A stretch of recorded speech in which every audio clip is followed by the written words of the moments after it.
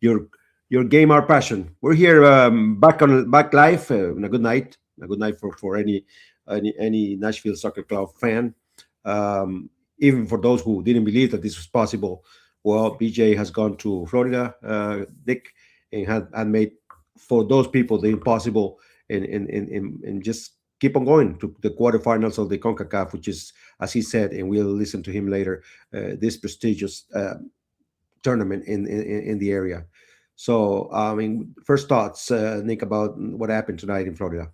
I mean, what BJ Callahan has done with this Nashville SC squad, especially going to Fort Lauderdale and just a tough test going up against an Inter Miami squad that was without Lionel Messi this past weekend, I thought was impressive because the big thing I was worried about was just how much pressure that Nashville was going to take on either the left side or the right side, and especially on the left side because we understand the way Daniel Lovitz plays. Like he's definitely a grit grind type of guy, but especially the way Inter Miami decided to just exploit that side of the ball or just that side of the field.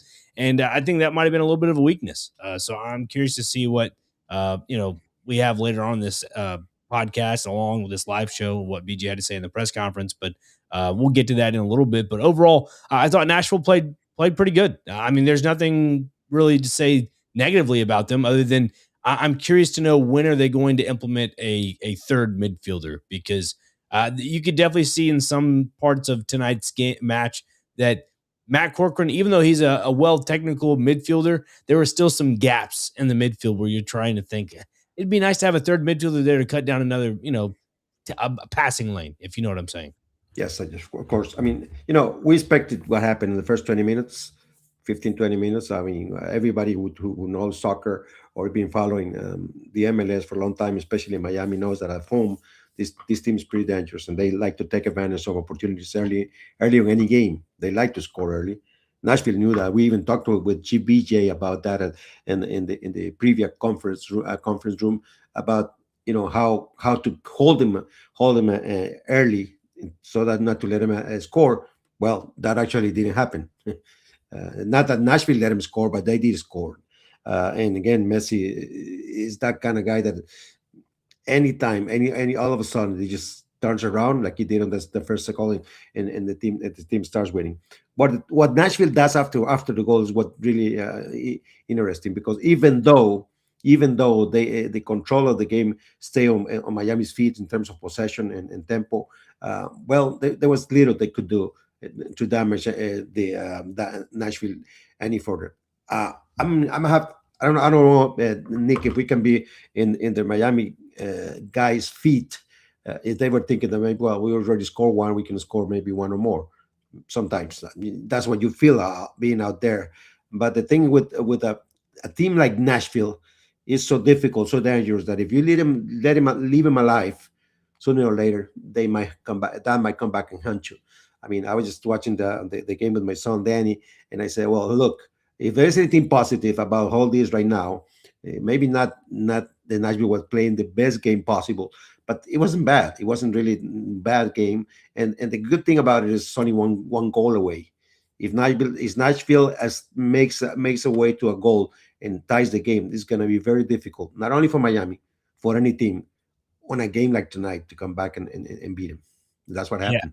Yeah, you're absolutely right. Looking at just some of the, box score statistics, trying not to look too much into that, but according to Foot Mob and other places, it has Nashville as a 60-40 possession in Inter Miami's favor. But I thought that's pretty fair. The fact that Inter Miami, they did possess majority of the ball tonight, that is. I look at it more of as not damage control, but just managing the game well. And I guess you could give credit to BJ for that, but also, like you just mentioned, some of the players. I think after that goal that Espinoza put away in the 74th minute, Nashville definitely, you could see them forming a five at the back almost, something we haven't seen since Gary Smith days, honestly. Yeah, that's true. But it was a good thing, though, because you could see with the five at the back, obviously you're parking the bus, but you're closing down that pocket of space in between the midfield and the back line. And I thought it was very genius of just Nashville in general with Palacios and Wolitzy that they did not cave.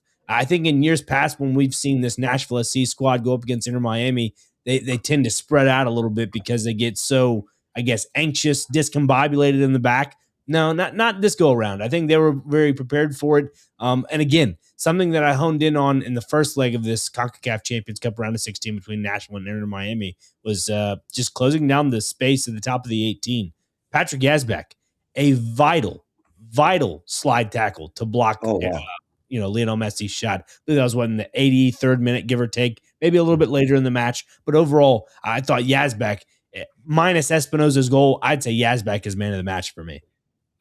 I agree. I fully agree about that. And that play that we were just discussing about, that was perhaps the one that we seen like two or three, maybe even three goals when Messi did that and scored and Yeah, take a big shot, and there was nothing else that anybody can do. Well, this time Nashville was very aware of that positioning of Messi there, and he probably, but not. I want to say it's hard to say that Messi gets confused of anything. He's that's why he's one of the greatest players in the world. right.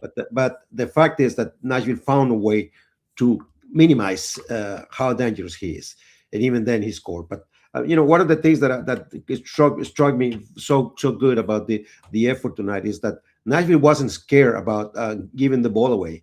He wasn't afraid of actually letting him have the possession, because Right. one thing that we need to realize, and perhaps some fans say, well, I didn't like the way Nashville played. Maybe not. Maybe it's not the most beautiful game that maybe that Nashville will play under BJ or has played. But the fact is that in these tournaments, you want to pass. You want to go to the next round. And sometimes to do that, you have to play games like this and go and find a way to actually come back with the victory, come back with the pass, no matter what you have to do. I mean, if you have to actually, like you said, park the bus back there, well, so be it. That's the way it has to be. We're visiting a difficult stadium with difficult field, very wet, very dangerous as well. I mean, the conditions were not there for anybody to try to play a beautiful game tonight. And just Nashville found a form that they exploded it. And like Macherano was saying in the press conference later after BJ talked, he said, "Well, I mean, we just couldn't find the game. We just couldn't find the game." When he says, I brought a couple of guys, including Luis Suarez." He said, what we wanted to do was to open up the game and try to come from the outside, because Nashville has already closed the inside. That's strategy right there. That's the Yeah, BJ grit at its best. We're gonna close the middle and force you outside, and, yeah. and see what you can do. Well, again, but the thing is that BJ not only did that, but when he noticed that Machirano wanted to do that, what did he do? He switched the Switched two. He brought Baker Whiting, and on the Yep, other side love it. he brought arrested Jeff Bauer, just in case. So I mean, that's just right. Those are the type of movements that you have to be aware of. And you say, why would you do that? Well, because the other team find a way already, and our guys are tired on the outside. Yeah, I was really intrigued with the substitutions. And again, when Nashville got that tying goal in the 74th minute from Christian Espinoza, I thought, yeah, maybe Nashville can kind of stick with what they have out there. Maybe they don't have to make any substitutions. And then when I saw the TV graphic go up and it said 6 for 10, and I called you on the phone, I was like, if there's one substitution I would make, and you even said it as well, take Hani Mukhtar out and put Yeah. another midfielder in, and that was Brian Acosta, which I thought was good. But at the same time, Brian kind of concerns me a little bit because of the pace of play for him. He can't really get to point A to point B as quick as people think. But again, he's an enforcer. I'm gonna call him an What enforcer he is. midfielder where he can He be is. defensive. And not only that, the type of actually, for some players in conditions like that, rainy and wet, for some players that feels actually fits them. And Brian Acosta is one of those guys. One of those. It's just the one moment that he can come in. Nashville wasn't doing much up front with two strikers. With either he's gonna have to bring either Saric or Mukhtar out like he did, and bring and kind of populate even more the midfield and the back. And well, that's, I mean, really, if you think about it, I'm not sure about your opinion, Nick, but if you think about it, that was the only option, honestly. You close down the doors and hope that it works for you, and Miami doesn't score the second game, because I would say it right now after the fact. after the fact that if Miami gets to score the second goal, that would have been it. Oh yeah, 100%. 100%.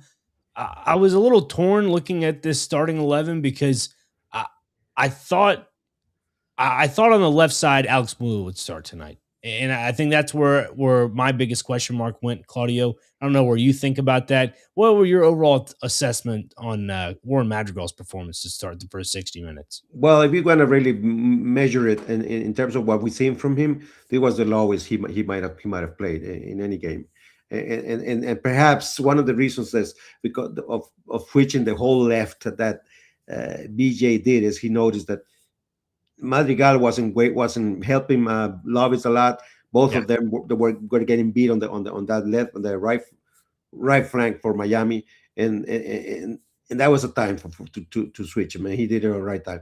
He was not given a. I don't. He didn't look good tonight. I mean, I don't think he did. I don't think yeah, he was. He probably not. He should be proud of his effort, not about the outcome, the performance. It wasn't there tonight. right. Maybe the again maybe the conditions of the field is not something that helps him. Perhaps I'm going to say that, but also Miami attacked that flank because I mean let's face it, we gotta face the truth. He's not a midfielder per se. He's always been a striker. Sure. When you ask a midfielder to do uh, a lot of defending tasks, they're always they're Yeah, always it's in a there. challenging task for them for sure. Yeah, it And is. another thing about tonight would just be looking at this overall the you mentioned the field of play, how it was very saturated, and there. I mean, again, it fell into Nashville's favor that they ended It up did. playing in a kind of a muddy situation, pun intended. I mean, when you're playing on a field like that where it's so saturated and the ball can't roll properly, I think again that answers the question that we were talking about off the air, and that was why start Matthew Corcoran over a guy like Eddie Tagseth in this game. And to me, I would say Matthew Corcoran is a complete midfielder. He is the complete midfielder you want to have, a true box to box, a guy that can sit deeper and that can find those diagonal passes in the air. That's what I think BJ was looking for, especially in a game like tonight, because you can't really pass the ball well on the pitch on the No, grass because of how the ball will not roll properly. So you got to hit those diagonals, crisp on point. And the one guy to do that, I think we all know by now, is Matthew Corcoran. And it's no discredit to Eddie Tagseth. That's just how I look at it. It's no discredit to him because he did come on after the 60th minute. I mean, that's normally when Nashville makes their subs is after the 65th, 60 minute. And that's when, again, you already had the goal. Well, not the goal, but you already had those, I guess, momentum shifts in the midfield. So, I mean, they all put in the great shifts in tonight in the first, 60-ish minutes per se. But yeah, no, I would definitely say tonight's match definitely revolved more about around Matthew Corcoran than it did Eddie Tagseth in the midfield. of course. I mean, and I mean, I think we probably agree that those 35 minutes plus that Eddie played, he played a great game. Yeah, oh yeah. Whatever he was asked to do, he did it. He closed down there, and there was not much to. It's difficult for a team that is playing. I mean, I believe a couple of things. First, the conditions help Nashville better than they did Miami. Miami would have been a lot better with that dry surface at home. It didn't because the game slowed down due Hmm. to the water on the field and all that stuff. And the second thing is that it's difficult for a team that is going through that transition in the field and trying to approach the other area which is already closed, and then you bring a couple of guys like Eddie Taxett and Brian Acosta to kind of close even more the middle. I mean, that was just too much for Miami, and I mean, repeated. I mean, Mascherano said it all the time in the press conference that he just they couldn't find a way. They couldn't find a way to beat that, and that made the difference. That was a make the difference. The one thing that I remember asking Javier Mascherano when they were here in Nashville for the first leg was about a guy like Warren Madrigal and those overlapping runs. And I even asked BJ about the off the ball movements. Tonight, we didn't really get to see that because of the field conditions. But again, I think it favored in Nashville's direction, not because of the conditions, but because it was a new look that Mascherano has not seen. Like again, they both played in a bad condition in the first leg in Nashville. It was still raining then, but the Yeah, ball rolled differently. The ball was able to roll, it was I a mean, fast game, wasn't it? At it least a was a faster game. fast game. Tonight was a little bit more of an aerial duel. I think we could definitely agree to that. The game was won in the air, and the game was also won on those passes on the outside of the flanks, on the left and right flanks. I thought Nashville did a really good job at, like I talked about earlier with Matthew Corcoran's diagonal balls. I feel like Nashville did a really good job with that at advancing the pace of play quicker. Once again, Nashville do a really good job in transition, but especially when you're able to kind of use those flanks, especially right on the sideline to your advantage, that presses up that back line even higher and higher and higher. So again, kudos to Nashville for that. How many times we can say that Nashville passes or beats a team, because that's what they actually did tonight, even though the game was 1-1, without Surge having a good night. Right. Surge wasn't in his game tonight. I mean, No. he was frustrated. He was passing the ball awkwardly most times. He missed a lot of good passes that he never misses. He actually played the rest of the game because he's one of those players that all of a sudden he scores and you win the game.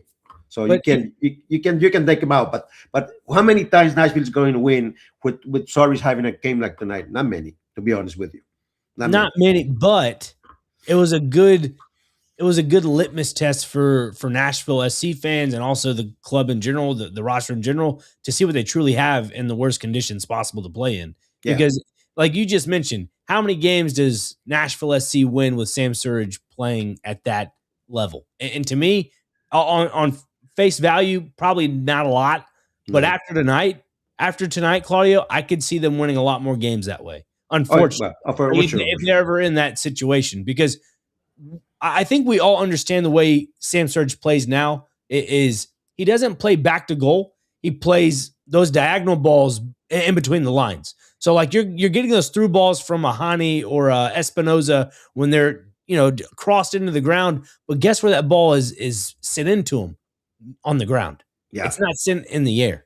And again, I'm not saying that's a bad look for a guy like Sam Surge, but I'm just saying they probably need to evolve the play a little bit. So for Sam Surge's sake, I'm not saying he's a bad aerial duel player because he's a tall player. He uses his head well. It's just tonight in wet conditions, and any soccer player in the entire world, it is tough to play in these conditions. Oh, yeah, But for again, sure. if you understand the situation that they are in, I think they adjusted well. I think they used Sam as more of a decoy for tonight's match, which again, that's probably what you need to do. So again, another tip of the cap to a guy like BJ Callahan for the on-field adjustments in real time, and to the players for realizing that you have to start using decoys for your perennial players up top. So kudos to them for that.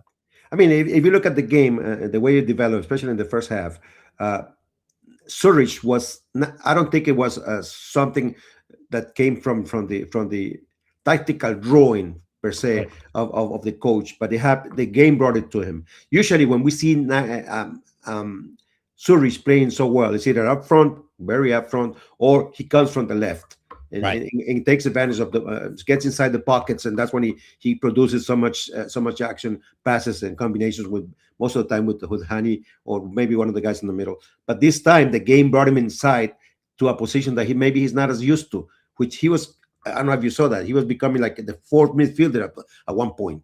Yeah. And Yeah, again, that's the BJ system because they all drop back in right. defense. But I mean, in all honesty, that's not the position that probably Zurich can play the best. He can come from outside into the bucket, but coming from directly from the back of the field from the second line in, that's kind of that's kind of it's a better difficult because you have to control more of the ball and pass the ball longer distances. And, well, we don't know him by doing that. He's just not used to. He doesn't have to in this game. But that's part of what the stuff that. But of course, he was willing to do it. He did it. Maybe not as good as maybe another guy playing in midfield all the time could do it. But again, the one thing that I saw that Nashville could not explode because of the pressure Miami had all the time is that those pockets that were so close down in the game here in Nashville, they open up.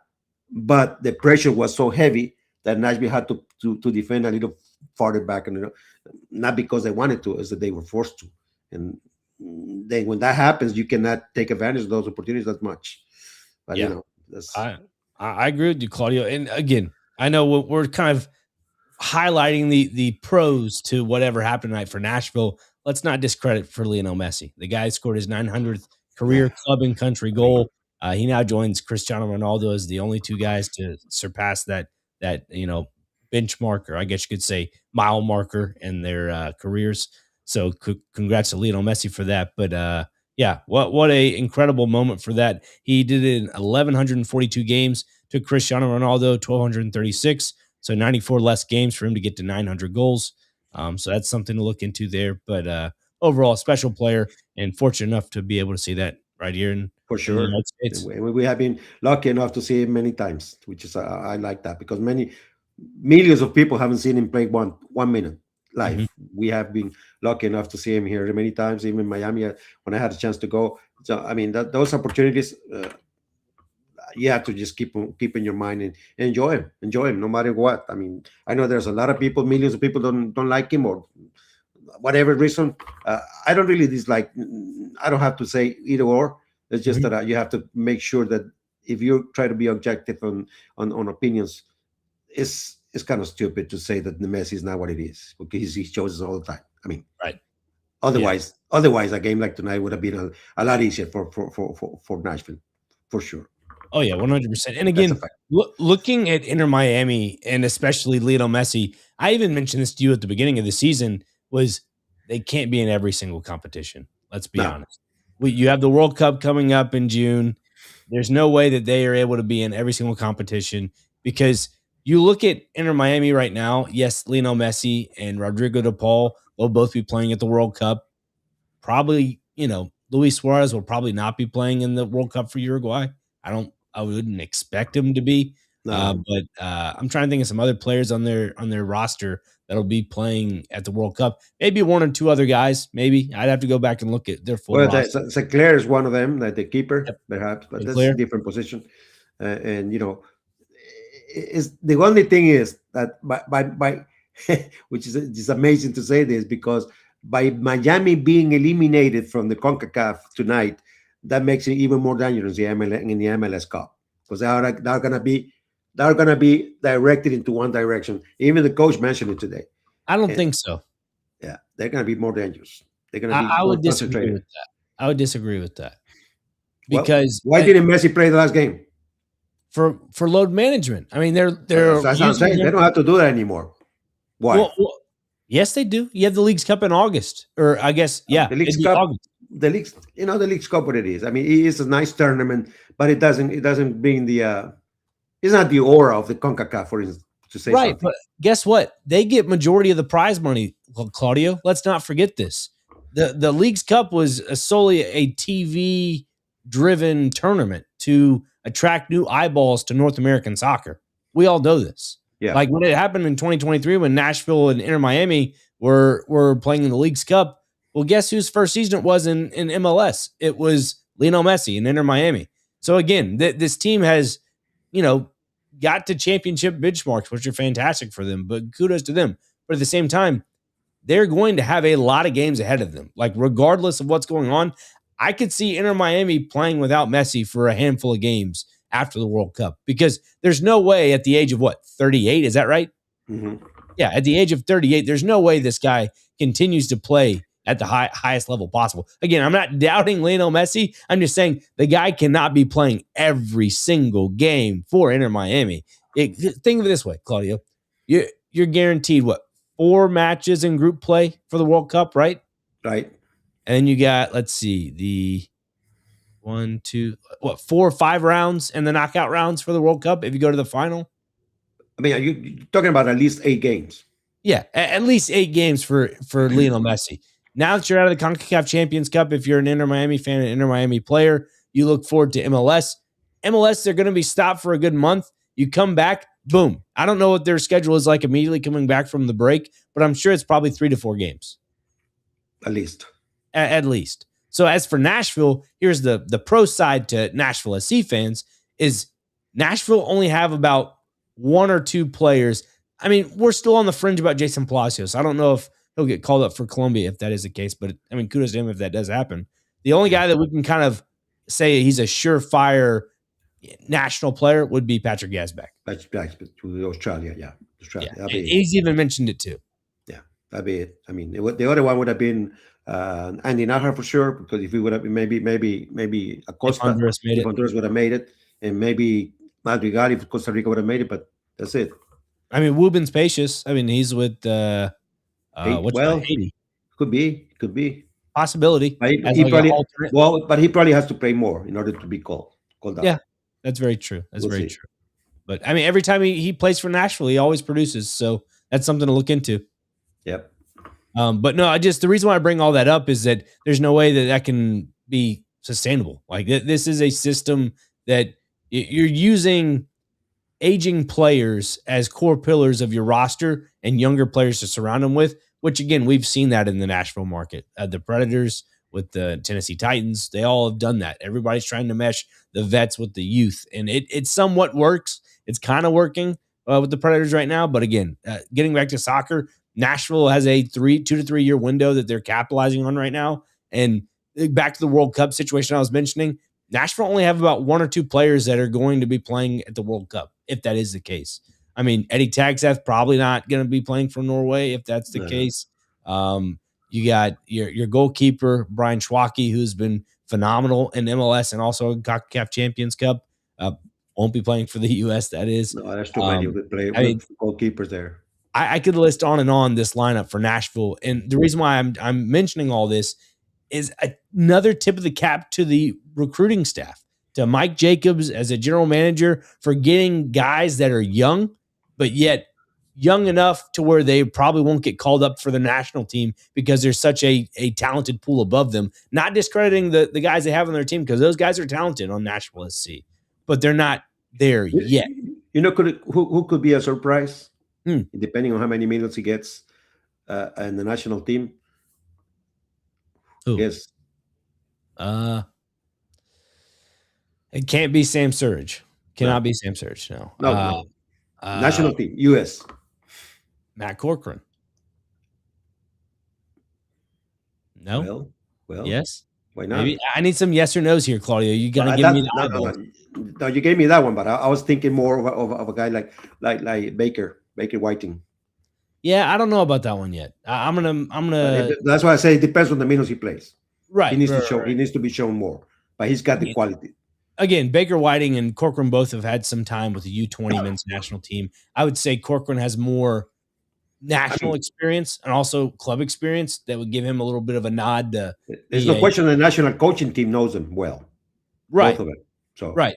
Again, we've seen in years past too, when Gary was here, there would be some U.S. men's national team coaches that would be in the bowels of Geodis Park that would be asking questions. So I wouldn't be surprised. I mean, BJ is a direct connection to all that. Also, there you go.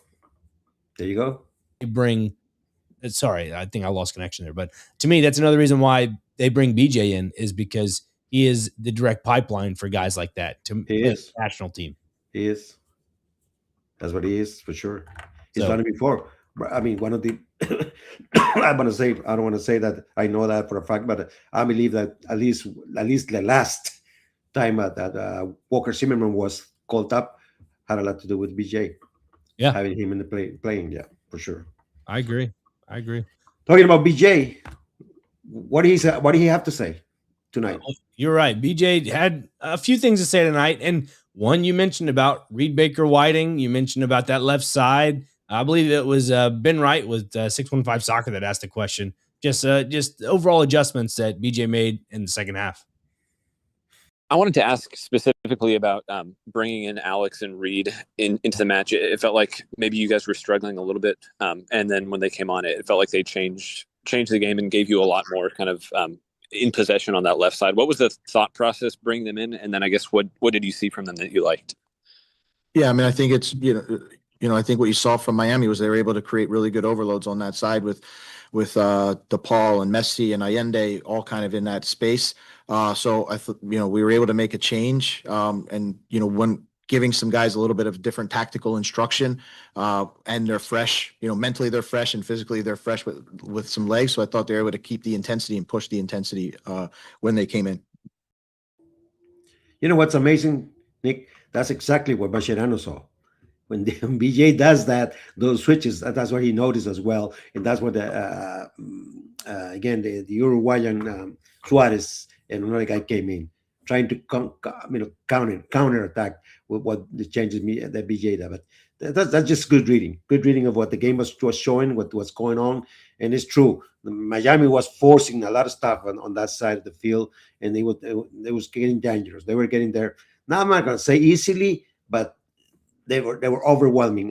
Not only we already said to Warren Madrigal and Lovitz to say two, and they had to put, and that was causing that Wuletzi was pulling himself way too far into the left and open up other venues in the middle, which VJ didn't want him to be open, because that was the key on this series, like you said about it before.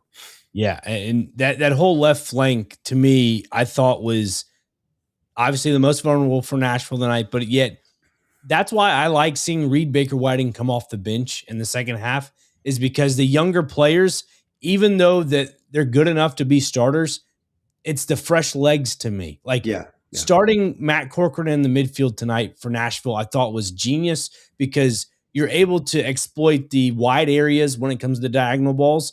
And then when it gets late into the second half, guys like Eddie Tagseth, and again, no discredit to the way Eddie plays, but I think he chases the ball a little bit too much because he's an aggressive type midfielder. He wants to close down those spaces defensively and to create a counterattacking chance, because BJ loves that high pressing right out of the gate at the start of the match. So to me, I think with Eddie, it wears him down quicker. And again, he's like Alex Will. They have like 9 lungs. These guys could go on for days. Go forever. But again, you get around the 60th minute, your legs are going to start to get a little heavy. But when you bring in guys like Eddie Tagseth and Reed Baker Whiting in the second half, late in the second half, to give you that extra boost of energy, to me, that's what I think is the difference in this game. Because, again, it goes back to my point about Inter Miami.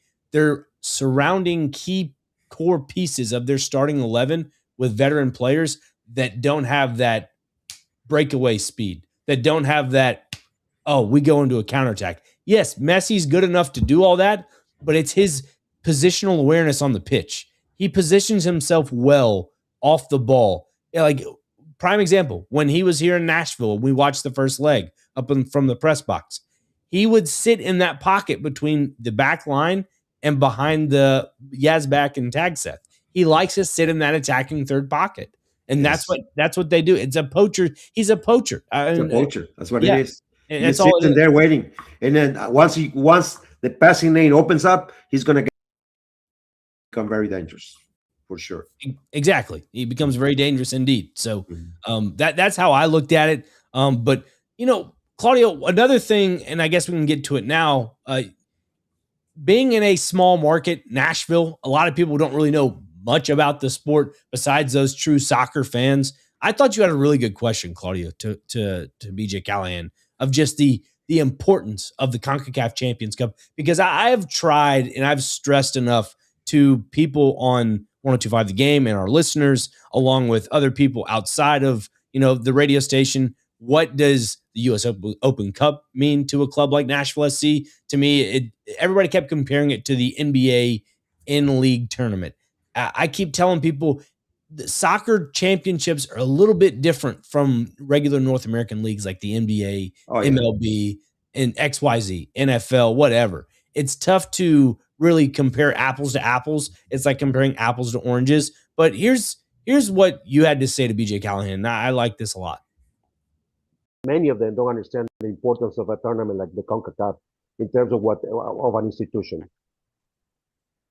Yeah, I mean, for us, our goal and our club ambition is to compete against the elite of North America, Central America, and the Caribbean. This is what this tournament does. It brings the best of the best together, and you get that opportunity. And I think you saw that tonight. 2 really good teams that went and competed. We're fortunate enough to earn our way to advance into the next round, and we know we'll be staring down another really good opponent that's going to earn their way in. And it's not an easy path, but if you want to become an elite team and an elite club, you need to be able to perform in a prestigious tournament like this. I mean, that's just what it is. That's just what it is. I mean, I can tell you right now that Nashville is a very young team. We know that. Yeah. It's a very young team. Their teams. Their teams. I'm talking about teams that are over 50, 60 years old. Uh, um, Nick in Central America, Caribbean, in Mexico, that's never been to this stage of this tournament ever. That they would love to, let alone win it. And not only that, the winner of this tournament goes to the I think the two first places go to the Club World Cup. You saw how big that was Mhm. last year here. Well, not only though, besides the economic premium is very wealthy to begin with, but that's exactly what it is. This is the second, the the last ladder in terms of, no, the last would be the World Cup, the Club World Cup. But before that, the only tournament that will take you there is the CONCACAF. You could win the MLS every year if you want to. Mhm. You could, and not ever make it up, never make it over there. You're probably asking why is it that my team has won 5 MLS championships and never made it to the World Cup, the Club World Cup? Because the next step on the ladder, they never access to it, which is the CONCACAF.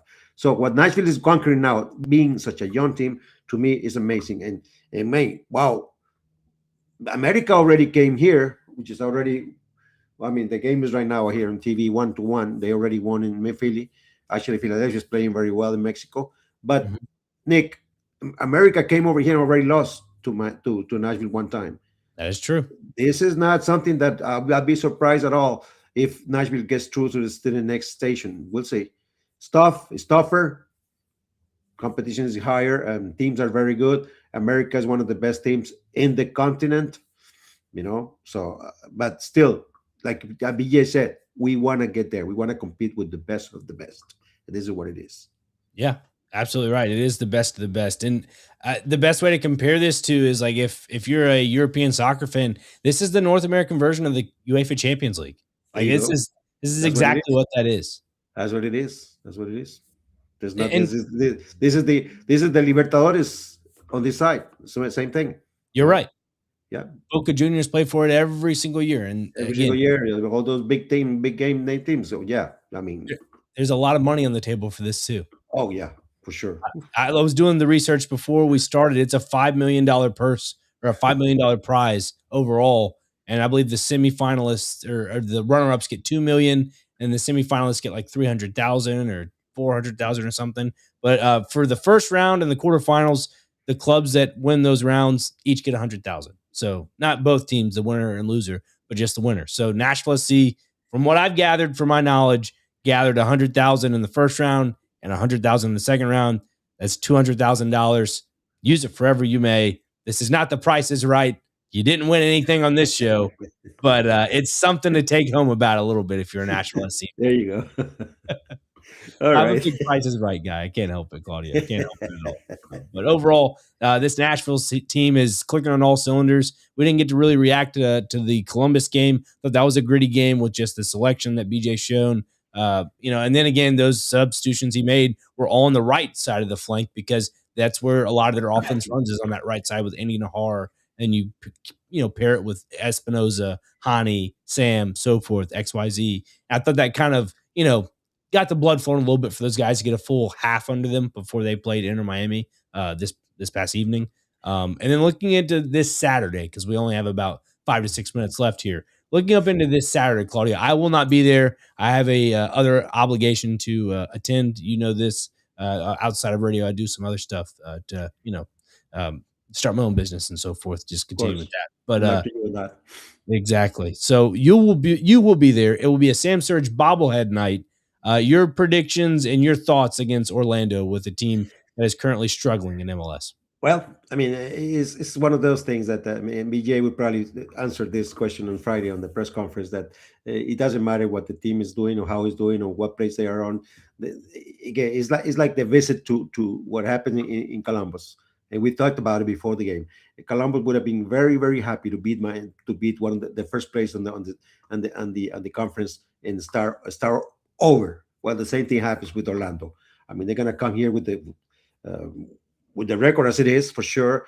If we go by records, Nashville should take care of it, not only because of that, because of tonight, and also because they played so well inside Jody's Park. Yeah, but having said that, Having said that, again, if I'm coming to Nashville, I don't care what my position is, what team I am, what thing I'm bringing.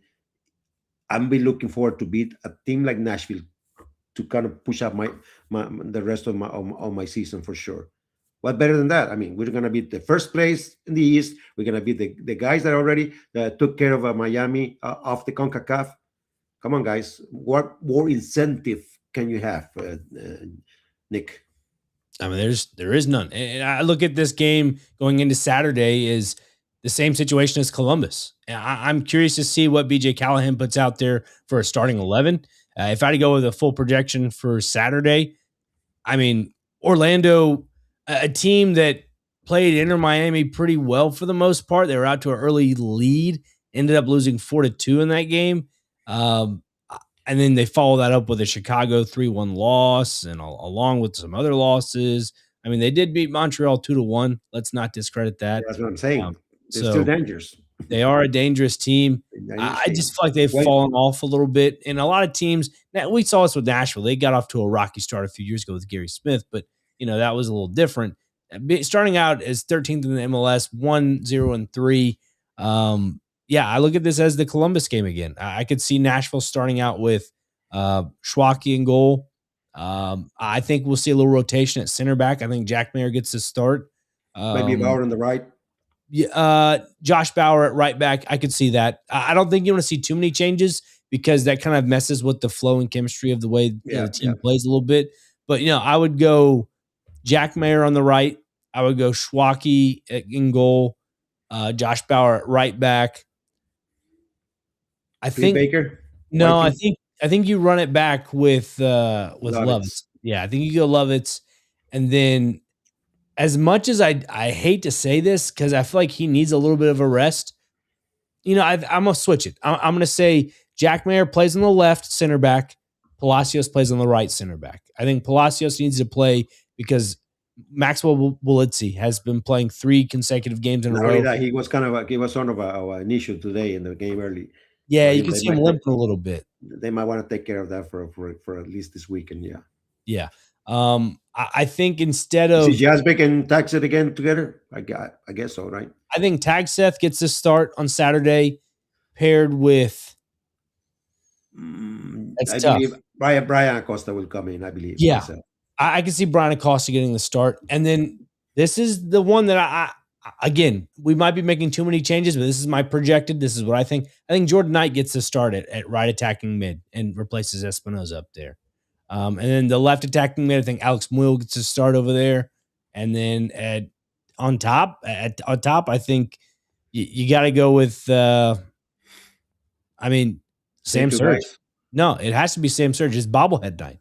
It says bobblehead night. Oh, yeah, for sure. So I think you do that, and then you put Hani up there as well. So if that is the case, then go ahead. But that's my starting 11. I'll go Schwacke, Mayer, Palacios, Josh Bauer, Daniel Lovitz, Tagseth, and Acosta, Jordan Knight.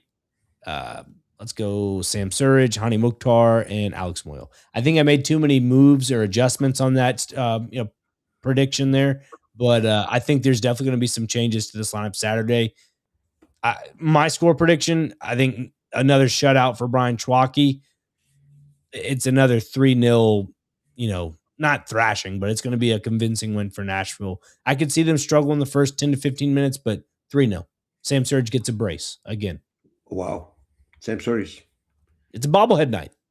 That's true. That could be more than a motivation for him, if he needs any anyway. So, right. That's why, a game like tonight, because of anything, like you said, it's just like not a terrible game. It's just not Sam Surridge game. That's what it is. Sure. I just want to put it that way. No, it's not. That's not the way we used. Just like the other day, we were arguing a little bit about the game that Mukhtar had in Dallas. It's just that Mukhtar's game, in my opinion. It's just that's what it is. But tonight, I thought he played a very good game under the conditions and everything, and everything that had to be done tonight. I believe Mukhtar played well tonight too. On that selection of players that you had, the only one that I'll get back to it, and I still think Espinosa is not there on the right. That's all. But besides that, I would agree that that's a good 11 for this coming Saturday, anyways.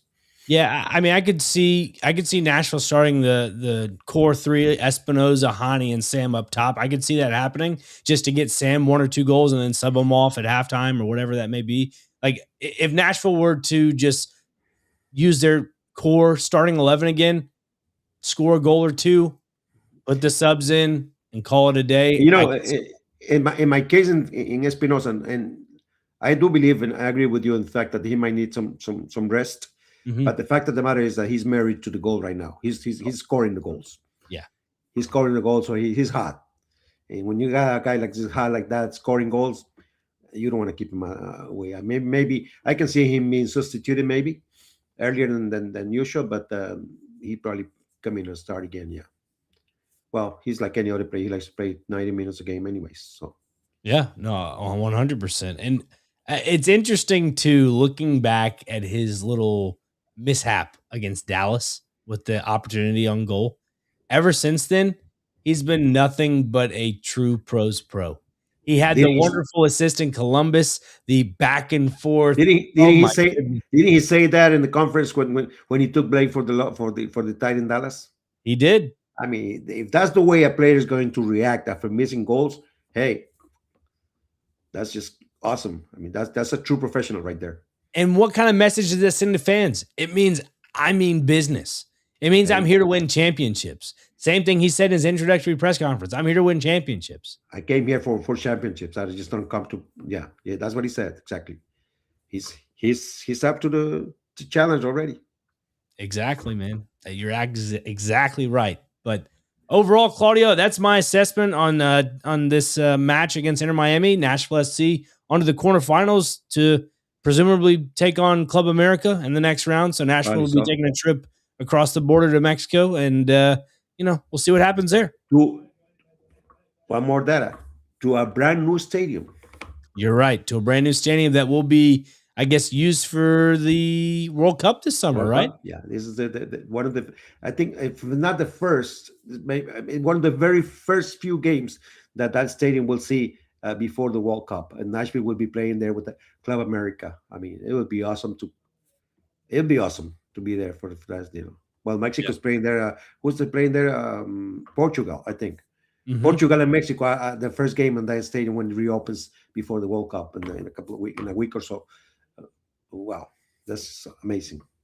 Yeah, that's what they want in Miami to go with Messi, but Nashville had other plans. It is what it is, right? And I believe Team Japan is using Nashville SC's facilities for their practice throughout the World Cup. That's their camp in a roundabout way. And then in Chattanooga, over at Baylor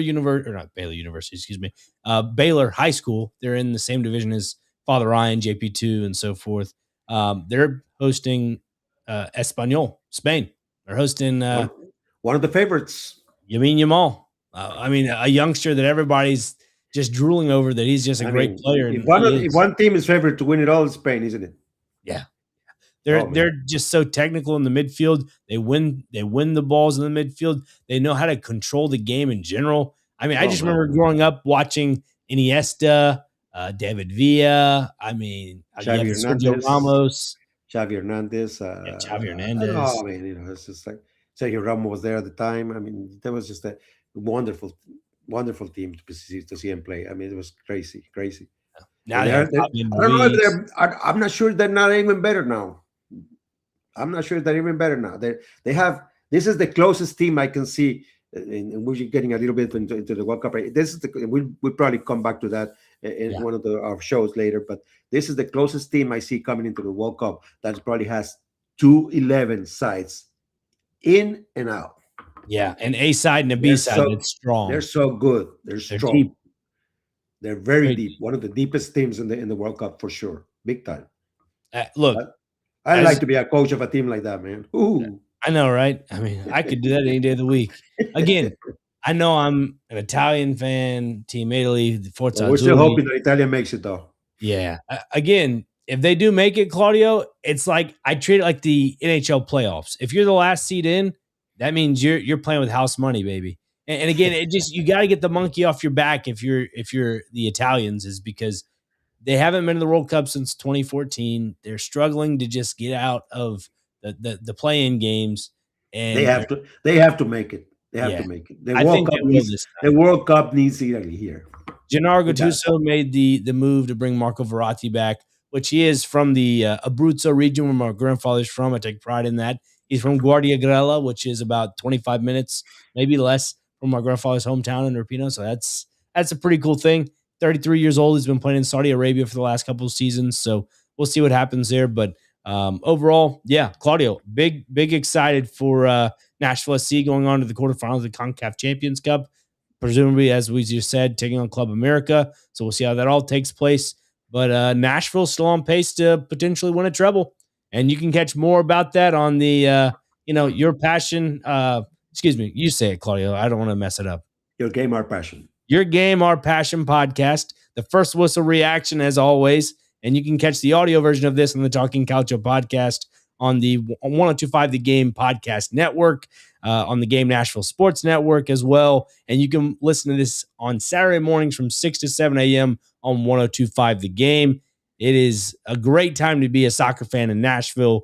Claudio Villalobos, tell them where they can find you on all the social media platforms. Well, they can find me in many places, but if you want to take it very easy, just Nash Total Sports in Twitter. That's where we are, or X. And then, of course, in our website, NashvilleTotalSport.com.